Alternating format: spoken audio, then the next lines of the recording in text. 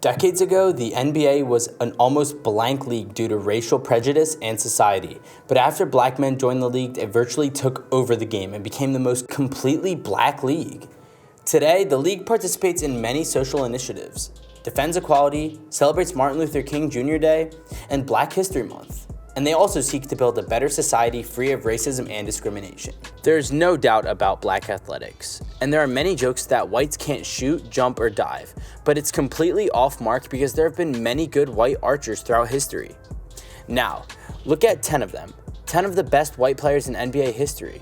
Honorable mentions are Manu Ginobili, Bob Pettit, Paul Gasol, and Pete Maravich. Ginobili and Gasol are both active players and won the league for an attack after playing in Europe at the San Antonio Spurs.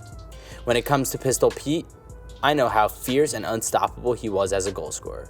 Throughout his 11-year career, Pettit stands out from the rest of the world and has reinvented the position of the power forward, but his familiar racist agenda has forced us on him, to leave him out of our top 10 list. Welcome to Sports Source.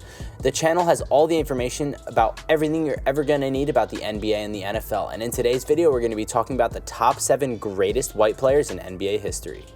But before starting the video, hit that like button and subscribe, and without further ado, let's get straight into the video. Up first we have Rick Barry.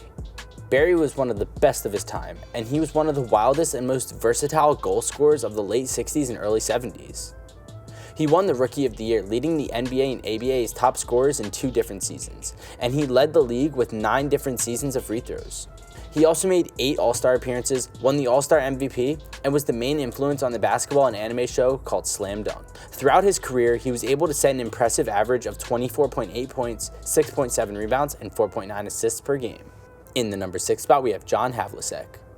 For 15 years, Havlicek was one of the most versatile two-way players in the game.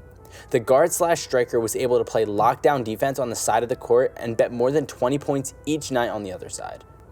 The 13th All-Star also participated in 8 all-defensive ranks, earning 8 NBA champions. The 13th All-Star also participated in 8 all-defensive ranks, earning 8 NBA championships and 1 NBA Finals MVP. He averaged 20.8 points, 6.3 rebounds, and 4.8 assists in about 1,300 NBA games. Up next, we have Kevin McHale. Not a good NBA coach, but McHale was an absolute beast as a player while he was on the Celtics. The Boston Celtics dominated almost every aspect of the game with great foot and post movements.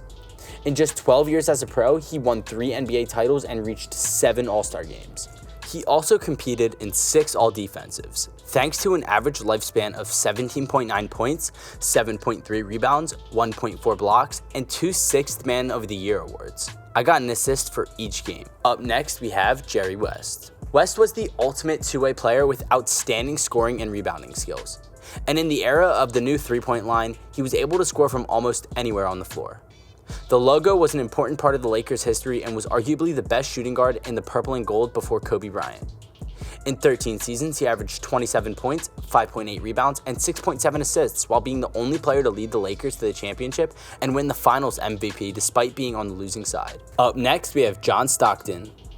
Stockton should have been a 2-time NBA champion, but he had to play against Jordan. From the very same day he became a regular NBA starter, Stockton took the league for assault with his incredible playing ability, his passing ability, being considered by many as the best point guard in NBA history. Playing alongside Karl Malone, Stockton was incredibly quick on both ends of the floor, constantly leading the league in assists while also being able to rack up a lot of steals on a nightly basis, averaging 13.1 points, 2.7 rebounds, and 10.1 assists for life with his pass-first mentality while also stealing 2.2 balls per game. In the number 2 spot, we have Dirk Nowitzki. Dirk is the only active player on our list as the 19-year-old veteran recently decided to return to the 20th season as a member of the Dallas Mavericks after finishing in 6th place. Dirk had hundreds of players copy his signature one-legged fadeaway shot, but despite his lack of athletic and jumping abilities, he is one of the toughest goal scorers in the league and is one of the best. He was one of the coupling players in the league and was arguably the best foreign player in the league at some time. He is a 1-time MVP and an NBA champion with the average career points of 21.7 and 7.8 boards per game. This is very impressive for a white man who can't jump. And finally, in the number 1 spot, we have Larry Bird. And of course, the ultimate white player has to be Larry Bird. As Larry Legend is one of the best players to ever set foot on the NBA court, there's no doubt about it, with his ability to score with both hands and put up impressive stat lines on a nightly basis, averaging 24.3 points and 10 boards through 12 seasons as a member of the Boston Celtics. A 3-time All-Defensive player, a 3-time NBA champion, and made it to the All-Star game in every single season, being one of the best players in Boston Celtics history, and of course, the best white player in NBA history.